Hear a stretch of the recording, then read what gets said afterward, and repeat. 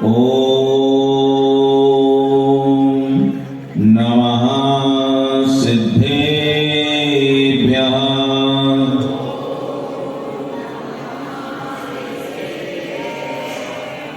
ओम नमः सिद्धेभ्यः।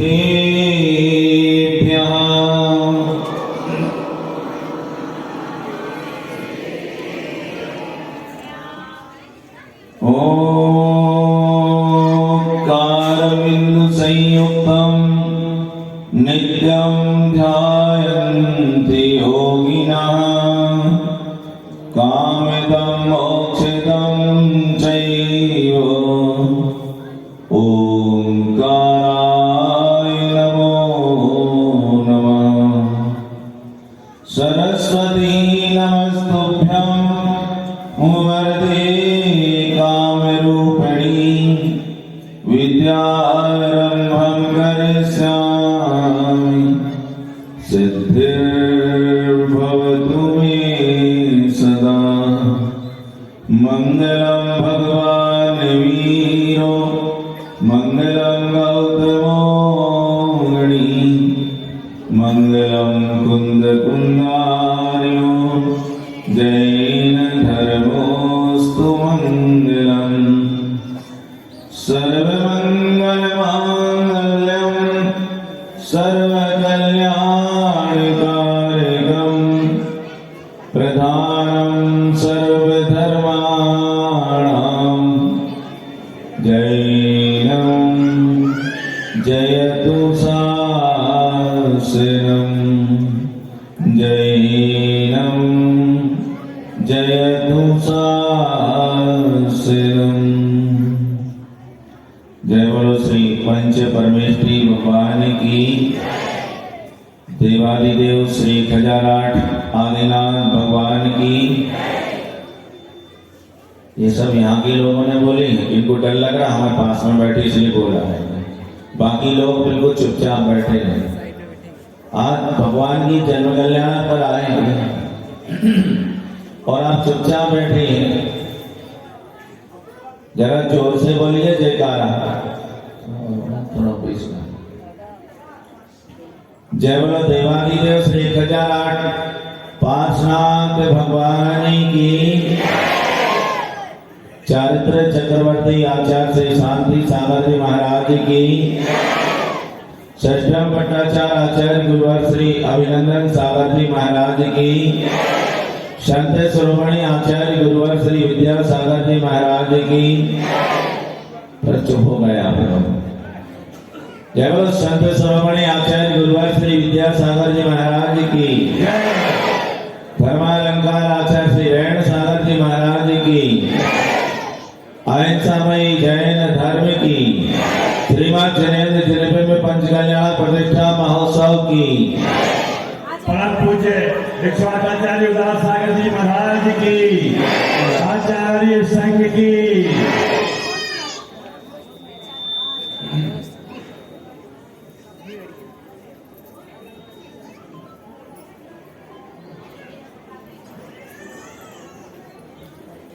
धर्मानुरागी महान भाव,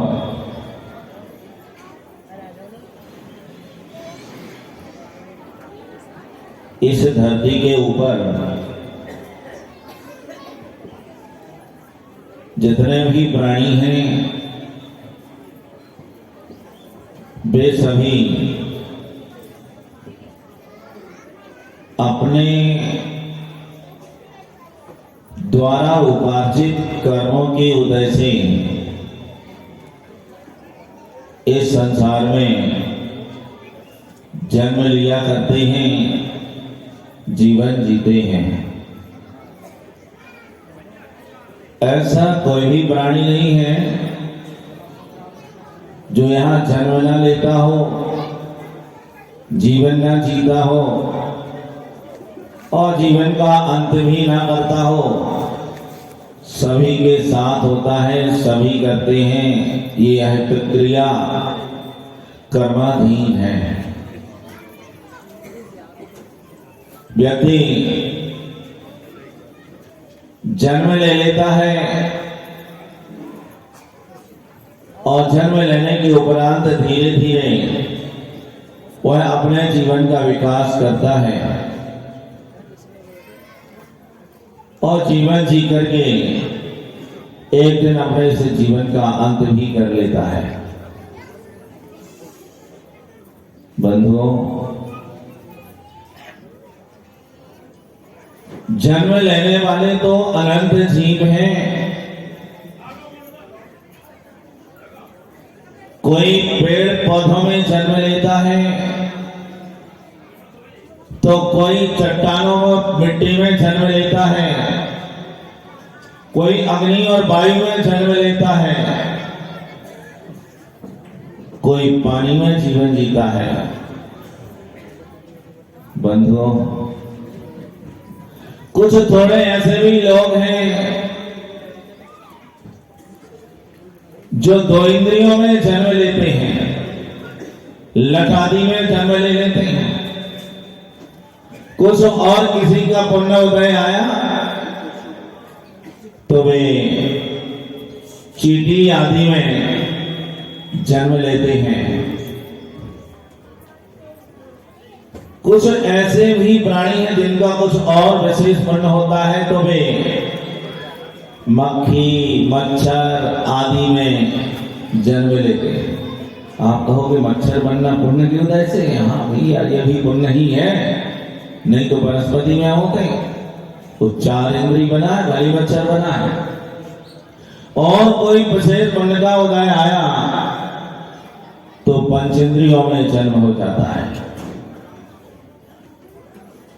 5 इंद्रियों में भी कोई त्रंच बनते हैं, पशु बन जाते हैं, कोई मन वाले बनते हैं, कोई बिना मन वाले बनते हैं। उनमें भी कोई विशेष पुण्य का उदय आया तो मन वाला पशु बन गया। लेकिन बंधुओं, इतने मात्र से हमारे जन्म का मतलब नहीं है। जन्म लेने वाले तो और भी हैं कि पशु के अलावा मनुष्य में भी जन्म लेते हैं। आप सब क्या हैं? आप सब क्या हैं? चुप क्या बैठे? कुछ है या नहीं है?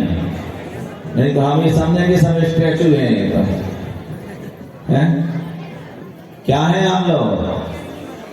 पशु नहीं, हो ही नहीं सकते। क्या है? देवता है? वो तो यहाँ बैठे इस तरफ थे, चले गए। क्या है आप? मनुष्य हैं। कोई विशेष पुण्य का उदय आया और मनुष्य में जन्म होगा। मनुष्य होना सामान्य बात नहीं है। कई जन्मों में अर्जित किए होंगे पुण्य जब एक साथ उदय में आते हैं तब कभी ये मनुष्य का शरीर प्राप्त होता है, मनुष्य योनि में जन्म होता है। लेकिन ये सब हमने प्राप्त कर लिया, कोई बड़ी बात नहीं है। मनुष्य होने के बाद यदि आप कोई मिलेच्छ हो गए तो कोई ऐसी अन्य कोई सी जातियों में पैदा हो गए, निम्न जातियों में पैदा हो गए तो भी उतना लाभ नहीं है। इसके लिए और विशेष पुण्य चाहिए। आप मनुष्य हो जाएं और यदि आप किसी ऐसे देश में पैदा हो गए, पाकिस्तान हो, इराक, ईरान हो, तो फिर कहते कोई मतलब नहीं। पुण्य का उदय जरूर आया, मनुष्य जरूर बन गए, लेकिन हमारा क्षेत्र, हमारा स्थान अच्छा नहीं है, ऐसी जगह पर जन्म होगा तो कोई मतलब नहीं। यदि पुण्य के उदय से इसमें भी और विशेष पुण्य का उदय रहा और यदि आपने इसे आर्य खंड में आपने जन्म लिया, हमारी ये पवित्र भारत की वसुंधरा पर यदि आपने जन्म लिया, तो फिर भी हम कह सकते हैं कि आप बहुत ही पुण्यशाली हैं। आप बड़े भाग्यवान हैं कि आपने ऐसी धरती पर जन्म लिया है। यह भारत की ऐसी पवित्र धरती जहां पर अनेक तीर्थंकरों ने जन्म लिया। अनेक तीर्थंकरों के जन्म से पावन पवित्र ये भारत की धरती, यहाँ का कण कण पवित्र और पूजनीय है। ऐसी धरती पर जन्म लेने का अवसर मिला जहां अनेकों सनातन पुरुष, अनेकों महापुरुष यहां पर उत्पन्न हो गए। ऐसी इस पवित्र धरती पर भी यदि हमें जन्म लेने का अवसर मिल गया तो हमारा सौभाग्य। लेकिन यदि किसी ऐसी जाति में जन्म हो गया तो धर्म कर्म से विहीन। ऐसे कितने लोग हैं जो धर्म से हीन है, आचरण से हीन है। हमें अपने कल्याण के योग जो हमें चाहिए वह चाहिए है अच्छा कुल और सौभाग्य से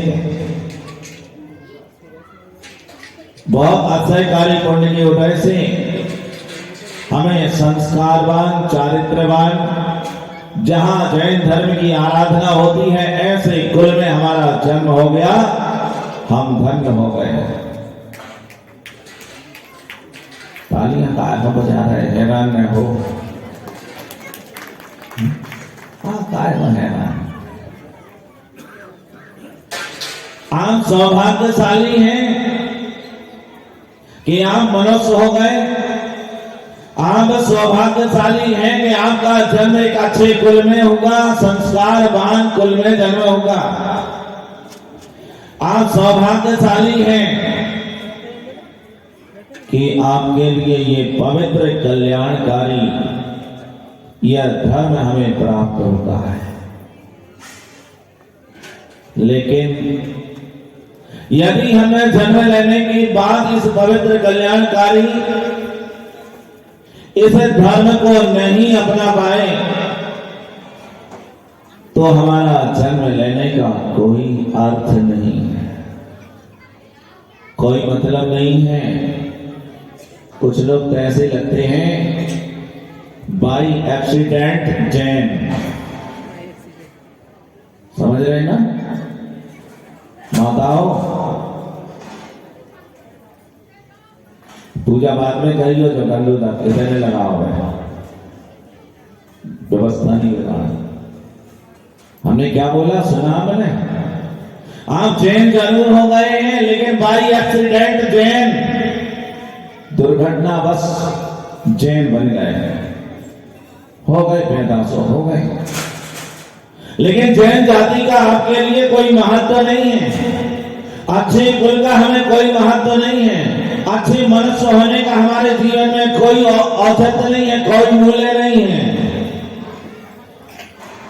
अरे इस अच्छी मनुष्य जाति का, अच्छे कुल का और इस जैन धर्म का महत्व तुम क्या समझोगे? तुम तो बाई एक्सीडेंट जैन हो गए, जैन में पैदा हो गए, इसलिए तुम्हें ये तो संस्कार में मिल गया है, परंपरागत जैन धर्म आपको मिला है। वास्तविकता पूछा जाए तो आपने क्या पुरुषार्थ किया?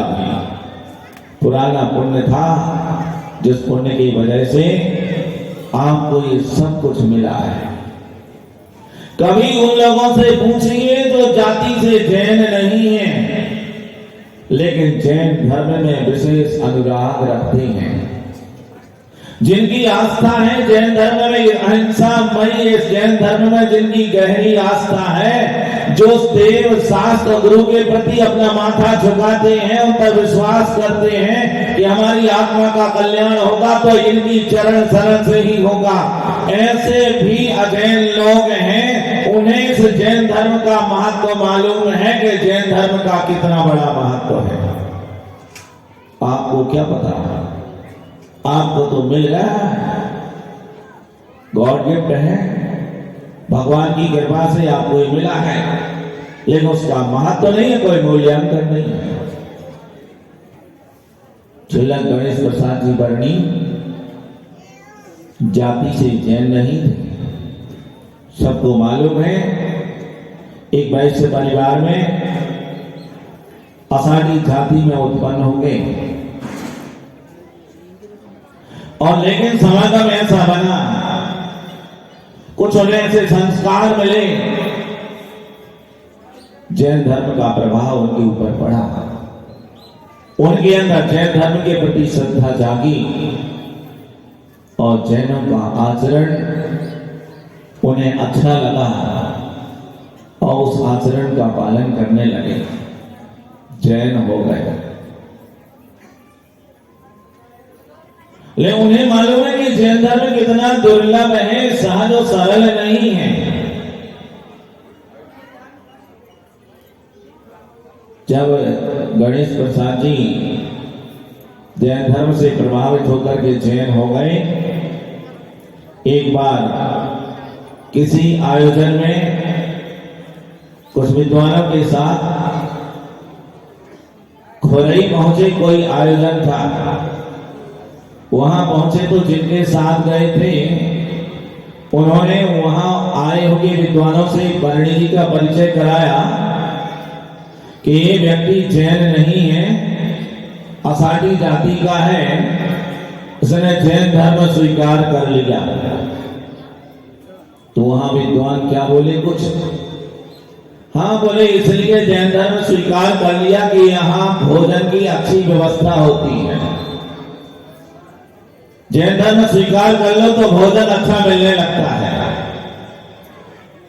तो गणेश प्रसाद जी ने, बरनी जी ने उस समय कहा कि हाँ पंडित जी साहब, आप बिल्कुल सही कह रहे हैं कि जैन धर्म मुझे मिला, मैंने स्वीकार किया, और इस जैन धर्म के स्वीकार करने से भोजन मिलता है, बहुत बढ़िया मिलता है। लेकिन पंडित जी साहब, आपने आधी बात कही है, मतलब आपने आधी बात कही है, अभी आधी बात तो आपने छोड़ ही दी है।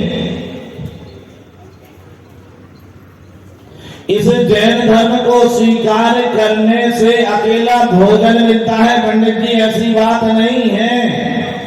इस जैन धर्म को स्वीकार करने वाला, इस पर श्रद्धा करने वाला, इसका आचरण करने वाले के भुक्ति मुक्ति दातार, आप जन्म में पढ़ते हैं ना, भुक्ति मुक्ति, ये ऐसा पवित्र जैन धर्म है जो भुक्ति अर्थात भोजन तो देता ही है, साथ ही साथ मुक्ति भी इसी जैन धर्म से मिलती है पंडित जी, इसलिए हम जैन बन गए हैं। जैन बन जाने पर भी ताने कसने वाले बहुत मिल जाते हैं कि इसलिए मैं जैन बन गए, लेकिन बरनी जी का सोच, उनका चिंतन बड़ा विशेष था, परिष्कृत था। उन्होंने जवाब भी दिया तो इतना बढ़िया जवाब दिया है कि जैन धर्म की धारण करने से जहां भोजन मिलता है अर्थात भुक्ति मिलती है और मुक्ति भी इसी से मिलती है। उनसे यदि आप पूछते गणेश प्रसाद जी बरनी से कि आपके लिए जैन धर्म मिला है तो कितना सुलभ है, कितना दुर्लभ है, वे बताते आपको क्या पता है, आपको तो मिल गया है। जन्म होगा तो 45वें दिन आपको मंदिर ले जाते हैं, फ्री फोकट में मिल गया आपको, तो ऐसा कोई वर्तमान का कोई पुरुषार्थ नहीं लगता है आपका, वो तो भूतकालीन आपने कोई ऐसा पुण्य का कार्य किया होगा जिससे कि इस अच्छे कुल में जन्म हो गया और अच्छा धर्म आपके लिए मिल गया है। लेकिन वर्तमान का कोई पुरुषार्थ नहीं दिखता। जिन्होंने वर्तमान के पुरुषार्थ से इस जैन धर्म को पाया और जैन धर्म को पाकर के इसका आचरण अपनाया, वास्तव में उनका ही जन्म लेना, जन्म धारण करना सार्थक है, उनका ही मनुष्य जीवन सार्थक है, उसकी ही सार्थकता है। और हम जैन होकर के भी जैन धर्म को नहीं अपना पाए, तो हमारे जन्म लेने का मतलब क्या है? दुनिया में मैंने कहा कि सभी जन्म लेते हैं और जीवन जीते हैं, लेकिन जन्म लेना और जीवन जीना ये सामान्य सी बात है, ये कोई विशेष बात नहीं है। दुनिया में सब जन्म लेते हैं और जीवन जी लेते हैं, गुजार लेते हैं, अरे आप तो मनुष्य हो, जीवन तो पशु भी जी लेते हैं, वे भी यहाँ जन्म लेते हैं और जीवन जी लेते हैं, पर पशु में और हमें क्या अंतर है? पशु में हमारे में क्या अंतर है? कोई अंतर है या नहीं? हमारे सुभाषितकारों ने, विद्वानों ने बड़ी अच्छी बातें लिखी। पशु और मनुष्य में कोई अंतर होना चाहिए। अकेले जन्म लेने मात्र से नहीं है कि हम मनुष्य में हमने जन्म ले लिया, मनुष्य हो गए इसलिए महान हो गए, वो पशु है इसलिए हीन है, ऐसा नहीं है। आहार निद्रा भय मैथुनम च सामान्य में तत् पशु ही नराणाम ऐसा ही तेजो मधिको विशेषो धर्मेण हीना पशु ही समान। हमारे विद्वानों ने लिखा है, नीतिकारों ने लिखा, आचार्यों ने लिखा है, कुछ चीजें ऐसी होती हैं बड़ी सामान्य हुआ करती हैं। आहार निद्रा भय मैथुनम च, चार चीजें जैन धर्म में चार प्रकार की संज्ञाएं बताई हैं, इस समय हुआ करती हैं। भोजन, भूख लगती है, भोजन सबको चाहिए।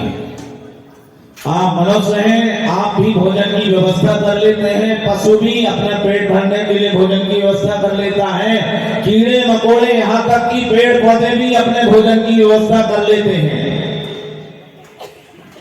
आप थक जाते हैं, आपको भी नींद आती है, आप सो लेते हैं, सब प्राणी अपने अपने हिसाब से निद्रा ले लेते हैं। आप भी संसार में जरा सी कुछ बात हो जाती है तो आप घबराते हैं, आपको डर लगता है, आप भयभीत होते हैं। पशु पक्षी भी, पेड़ पौधे भी भयभीत होते हैं, उन्हें भी डर लगता है। आदमी के अंदर में वासनाएं पैदा होती हैं, विकार पैदा होते हैं, पशु पक्षियों में भी विकार होते हैं और वे भी अपने विकारों को शांति के अर्थ मैथुन सेवन कर लेते हैं। चारों चीजें पशुओं में और मनुष्यों में समान रूप से हैं। सामान्य वेदत पशु भी नारायण, ये सामान्य रूप से तो मनुष्यों में और पशुओं में दोनों में समान रूप से पाई जाती हैं, लेकिन फिर आप में और पशु में अंतर क्या है? धर्मो ही तेषाम अधिको विशेषो धर्मेण हीना पशु ही समान। धर्मो ही तेषाम अधिको विशेषो, एक धर्म ही ऐसा विशेष है जो इस मनुष्य में पाया जाता है।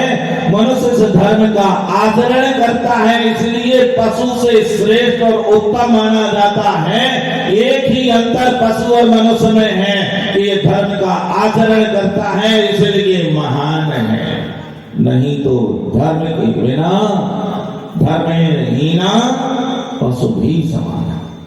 जो धर्म से रहित है, धर्म से हीन है, वे कैसे हैं? पशु के समान है। ये चलता फिरता दो पैर वाला जिसे हम आदमी कहते हैं, ये लेकिन यदि धर्म से विमुख है, धर्म से हीन है, तो वह मनुष्य होकर के भी पशु के समान है, पशु तुल्य है। हम अपने आप को देखें, समझें, पहचाने कि हम मनुष्य हैं या पशु। दूसरे की तरफ देखने की जरूरत नहीं है।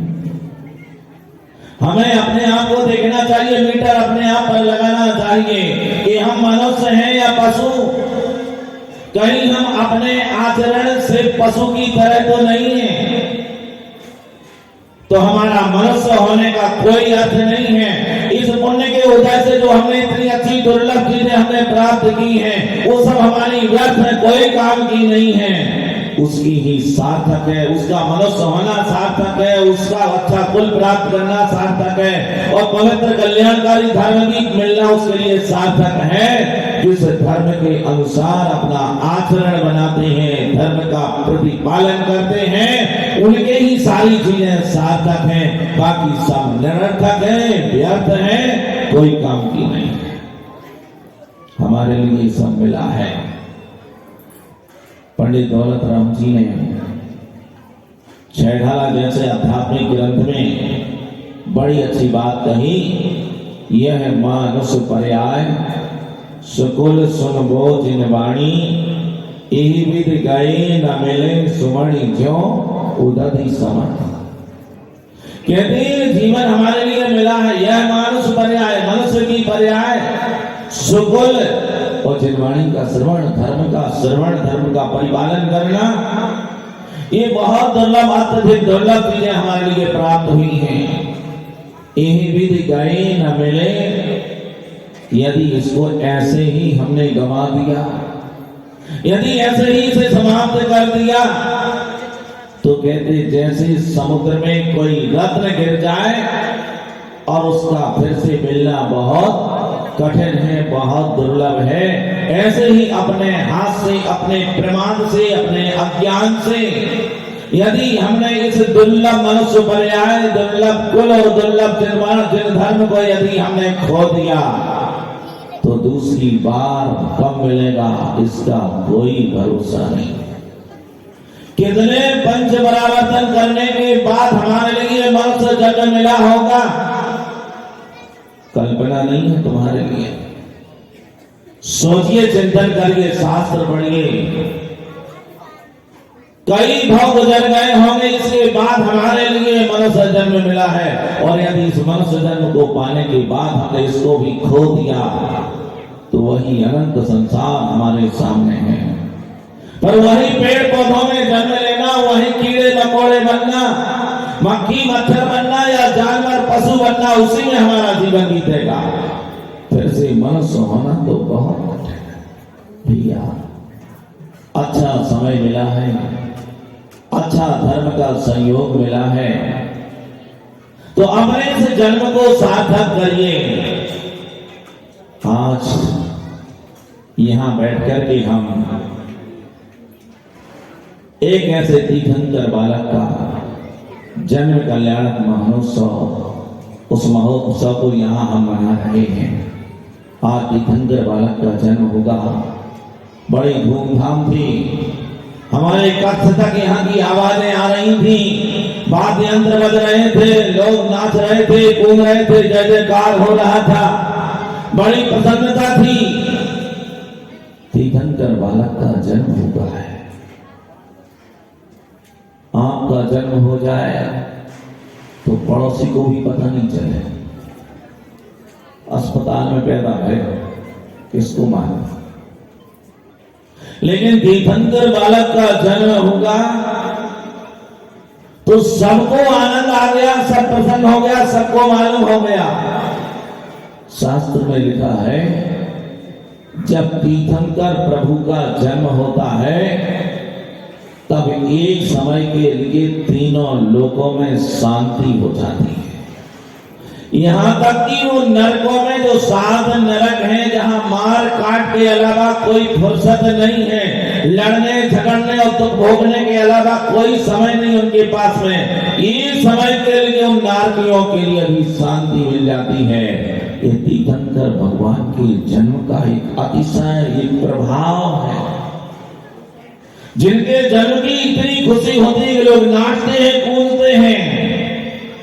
सौधर में इतने बड़े ठाट बाट के साथ स्वर्ग से चल करके भगवान के जन्म स्थल तक पहुंचता है, अयोध्यापुरी पहुंचता है, और महाराजा नाविराज के आंगन में जाकर के तीर्थंकर बालक का जन्मोत्सव बड़े ठाट बाट से मनाता है, तांडव नृत्य करता है, आनंद नाटक करता है। आपने कितना नृत्य किया होगा, जबरदस्ती नचाया होगा पंडित जी ने, तो कहे भैया बधाई कर, भैया आओ थोड़े तुम भी आओ, तुम्हारा मंडल कमंडल सब आ जाओ। अरे सौधर मित्र की बात सोचिए, कल्पना करिए कि वह तांडव नृत्य करता है, भगवान की जन्मोत्सव पर इतना प्रसन्न होता है, अभिषेक के बाद तांडव नृत्य करता है, आनंद नाटक करता है, महाराजा नाविराज के द्वार में जाकर के वहां आनंद नाटक करता है, इतना भाव विभोर, इतना भक्ति में तन्मय हो जाता है। तीर्थंकर बालक का जन्म उनके लिए तो सार्थक है ही, जिनका जन्म हुआ है, लेकिन उनका जन्मोत्सव मनाने वालों के जीवन की भी सार्थकता हो जाती है। हमने तीर्थंकर भगवान का जन्मोत्सव मनाया, वो जिसने तीर्थंकर बालक का जन्मोत्सव मनाया, एक दिन अवश्य वह दिन भी आएगा कि आपका भी जन्मोत्सव मनाया जाए। बस श्रद्धा होनी चाहिए, भक्ति होनी चाहिए भगवान के जन्मोत्सव। भगवान के जन्मोत्सव पर इतनी प्रसन्नता, इतनी खुशी होनी चाहिए। तीर्थंकर भगवान का ये जन्म महोत्सव बन गया, ये कल्याणक हो गया। आपका हमारा जन्म कल्याणक नहीं बना, कोई महोत्सव नहीं बना, कुछ भी नहीं होगा। हमारा जन्म और उनके जन्म में क्या अंतर है? तीर्थंकर भगवान ने जन्म लिया, आपने, हमने, सबने यहां धरती पर जन्म लिया, लेकिन हमारा जन्म और उनके जन्म में जमीन और आसमान का अंतर है। उन्होंने ऐसा जन्म लिया है कि एक बार जन्म लेने के बाद अब दूसरी बार फिर वे जन्म नहीं लेंगे, इसलिए उनका ये जन्मोत्सव मनाना, उनका जन्म लेना सार्थक हो गया, महान हो गया। और स्वधर्म इंद्र इसलिए उनके जन्म का कल्याणक मनाता है, जन्म कल्याणक मनाता है। लेकिन आपका और हमारा जन्म, हमने अभी जन्म लिया है, इसके बाद मरण भी होगा और पुनः जन्म होगा, और पता नहीं कितनी बार जन्म इस संसार में अभी लेना पड़ेगा, कोई ठिकाना नहीं है। अभी हमारा संसार बहुत बड़ा है, इसलिए जन्म और मरण करना पड़ता है। लेकिन तीर्थंकर भगवान ने ऐसा जन्म लिया है कि इसके बाद उनका संसार समाप्त है, अब उन्हें कोई जन्म नहीं लेना पड़ेगा, अब उन्हें मरण नहीं करना पड़ेगा। तीर्थंकर भगवान जन्म लेते हैं लेकिन मरण नहीं करते हैं, उनका वह पंडित मरण निर्वाण कहलाता है, जिसको निर्वाण कल्याणक कहते हैं। ऐसे तीर्थंकर भगवान के जन्मोत्सव पर आज आप यहाँ बैठे, आपने अभी कुछ दृश्य यहाँ पर जन्मोत्सव का देखा, अभी कुछ बाकी है जो अभी हमारे प्रतिष्ठाचार्य जय भैया जी यहाँ आपके सामने प्रस्तुत करेंगे, दिखाएंगे कि भगवान के जन्म होने के बाद सौभद्र इंद्र आता है और क्या क्या दृश्य होते हैं और देखने को यहाँ आपके लिए मिलेंगे। आपने कई पंच कल्याण देखे, सबको मालूम है क्या क्या होता है, बात उसकी नहीं है, लेकिन जो सामने होता है और उसमें भक्ति भाव से जो सम्मिलित होता है, पुण्य तो उसका ही अर्जित होता है। जानकारी से पुण्य नहीं मिलता है, पुण्य तो सम्मिलित होने से मिलता है, पुण्य तो भक्ति भाव से मिलता है, उनके जन्म की खुशी से मिलता है। अकेले जानकारी से पुण्य नहीं मिलता। बंधुओं, आज तीर्थंकर भगवान का जन्म होगा। मैंने आपसे कहा, दुनिया में सभी जन्म लेते हैं, सभी जीवन जीते हैं, लेकिन उनका जन्म का कोई अर्थ नहीं है। जन्म और जीवन तो उनका ही सार्थक है जिनका जन्म अंतिम जन्म है, जिनका जीवन अंतिम जीवन है और परम उत्कृष्ट जीवन है, उनका ही जन्म और जीवन सार्थक होता है। बाकी लोगों का जन्म और बाकी लोगों के जीवन का कोई अर्थ नहीं है, क्योंकि उन्हें तो अभी कई जन्म लेना है और कई जीवन यहाँ पर जीना है। हमारे लिए तो ऐसे कितने जन्म हो गए, लेकिन अब अपने जन्म को भी अंतिम जन्म बनाना चाहते हो। आप अपने जन्म को यदि अंतिम जन्म बनाना चाहते हो, आप अपने जीवन को अपना अंतिम जीवन बनाना चाहते हो, तो हमारे लिए एक ही रास्ता है। तीर्थंकर भगवान के जन्मोत्सव पर आकर के हमें उन जैसे बनने का मार्ग भी स्वीकार करना होगा। हम क्या बनना चाहते हैं हमारे ऊपर है। हम नर से नारकी बनना चाहते हैं या नर से नारायण बनना चाहते हैं, आत्मा से परमात्मा बनना चाहते हैं, ये हमारे ऊपर निर्भर है।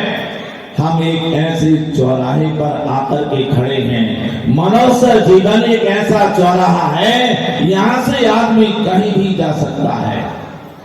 यहाँ से नरक भी जा सकता है, नारकी भी बन सकता है, और यहाँ से निर्वाण भी प्राप्त कर सकता है, निरंजन भी बन सकता है। ये ऐसा चौराहा है मनुष्य जीवन। लेकिन ये हमारे ऊपर निर्भर है कि हमें क्या बनना है।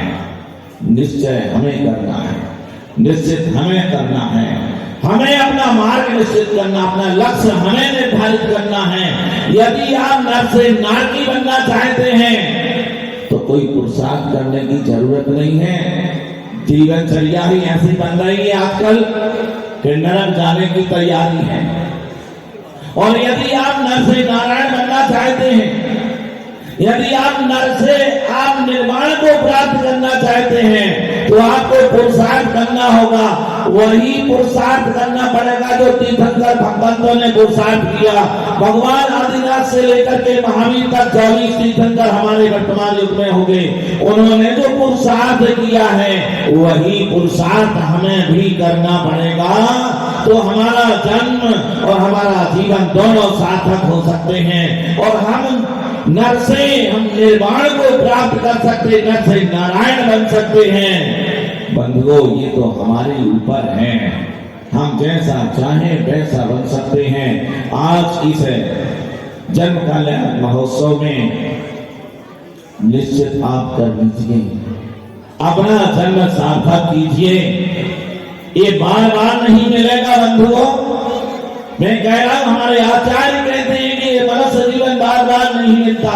कई जन्मों के पुण्य के उदय एक साथ जमाते तो ये मनुष्य जीवन अच्छा और ये पवित्र जैन धर्म हमारे लिए मिलता है। और आज इतनी अच्छी दुर्लभ सामग्री हमारे लिए मिल जाने के बाद यदि हमने इसे विषय कथाओं में लगा दी, हमने संसार की मोह माया में खो दी, हमने आलस्य, प्रमाद और अज्ञान में समाप्त कर दिया, तो हमारा जीवन व्यर्थ है, हमारा जन्म व्यर्थ है। मनुष्य जीवन की कोई सार्थकता नहीं। फिर वही पेड़ पौधे, वही कीड़े मकोड़े, वही पशु पक्षी बनेंगे। पता नहीं कितने जन्म यहाँ, कितने परावर्तन यहाँ पर करना पड़ेंगे और यहाँ के दुख भोगना पड़ेंगे। यदि संसार के दुखों से आप भयभीत हैं, यदि चतुर्गति दुख से आपका मन घबरा रहा है, तो आपको दुख से बचने का एक ही रास्ता है, तीर्थंकर भगवान की चरण शरण प्राप्त करिए, उनके बताए हुए धर्म का अनुसरण करिए, अनुकरण करिए। अवश्य हमारा ये जीवन सार्थक और पवित्र हो सकता है। बंधुओं, समय अपने पास अधिक इसलिए नहीं है कि प्रवचन मात्र आधा घंटे का था अपना और अपना समय पूरा हो गया है। आधा घंटे की जगह 40 मिनट हो गए हैं, 30 से 40। अभी जन्म कल्याण का कुछ दृश्य है, वह भी देखना है। इसलिए हम प्रवचन तो जन्म कल्याण का शेष प्रवचन तो अपना दोपहर में होगा, उस समय अपन विस्तार से इसकी चर्चा करेंगे और सुनेंगे।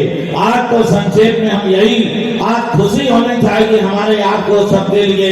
तीर्थंकर भगवान का जन्म हुआ है। तीर्थंकर भगवंतों के जन्म के समय कितनी खुशी होती होगी, कितने बाजे बजते होंगे, कितने बजते हैं? 5:30, 12:30।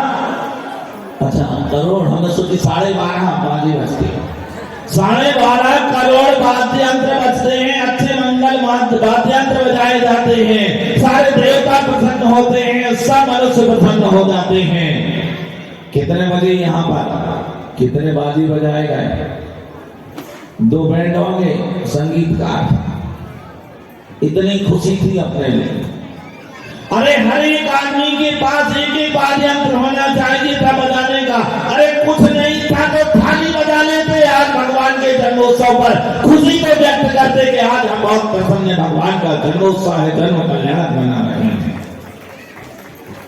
ये भगवान के जन्म कल्याण की बात है। बड़े अच्छे ढंग से जन्म कल्याण मनाते हैं, मनाना चाहिए। भगवान का जन्म कल्याण मनाओगे तो एक दिन हमारा ये जन्म और जीवन ही हमारा सार्थक होगा और हम भी एक दिन महान बनेंगे। जैसे तीर्थंकर बालक महान हो गए, तीर्थंकर बनते हैं, जगत का कल्याणकारी धर्म का उपदेश देते हैं, स्वयं अपनी आत्मा का कल्याण करते हैं और सब अभ्यात्माओं के कल्याण के लिए रास्ता प्रशस्त करते हैं। सबका जीवन मंगलमय बने, सबका जन्म और सबका जीवन सार्थक हो, इस पवित्र जैन धर्म के अनुसरण और अनुकरण से तीर्थंकर भगवंतों के चरणों में हमारी श्रद्धा बनी रहे, देव साथ गुरु के प्रति हमारी श्रद्धा बनी रहे। ये होना चाहिए प्रत्येक भगवान के भक्त, प्रत्येक गुरु भक्त का हमारे प्रति ये भाव होना चाहिए मन में कि हमारी श्रद्धा भगवान के प्रति हो, प्रभु के प्रति भी होना चाहिए और गुरु के प्रति भी हमारी श्रद्धा होनी चाहिए। लोगों की प्रभु के प्रति है तो गुरु के प्रति नहीं है, और गुरु के प्रति है तो प्रभु के प्रति नहीं है। दोनों के प्रति हमारी श्रद्धा, प्रभु और गुरु दोनों के प्रति गहरी श्रद्धा आस्था होनी चाहिए। जिनकी श्रद्धा गहरी होती है वे दूर दूर से चले आते हैं। इस पंचकल्याण प्रतिष्ठा महोत्सव में कितने दूर दूर से लोग आके अभी चले गए, अभी आ रहे हैं, अभी अभी आए। हमारे गुरु भक्त श्री विजय कुमार जी छिंदवाड़ा से बताने अभी आए हैं गुरु भक्त। ऐसे कितने गुरु भक्त यहाँ आकर के बैठे हैं जिनके नाम भी नहीं जानते होंगे हम, लेकिन कई आए होंगे, कई प्रभु भक्त होंगे। हमारी भक्ति, हमारी श्रद्धा भगवान के प्रति, गुरुओं के प्रति बनी रहे तो अपना जन्म और जीवन दोनों सार्थक हो सकता है। सबका जीवन सार्थक बने, सबका जीवन मंगलमय बने, सबके लिए मंगल में बहुत बहुत आशीर्वाद है। इसी मंगल भावना के साथ हम यही प्रणाम लेते हैं। भगवान महावीर स्वामी की जय।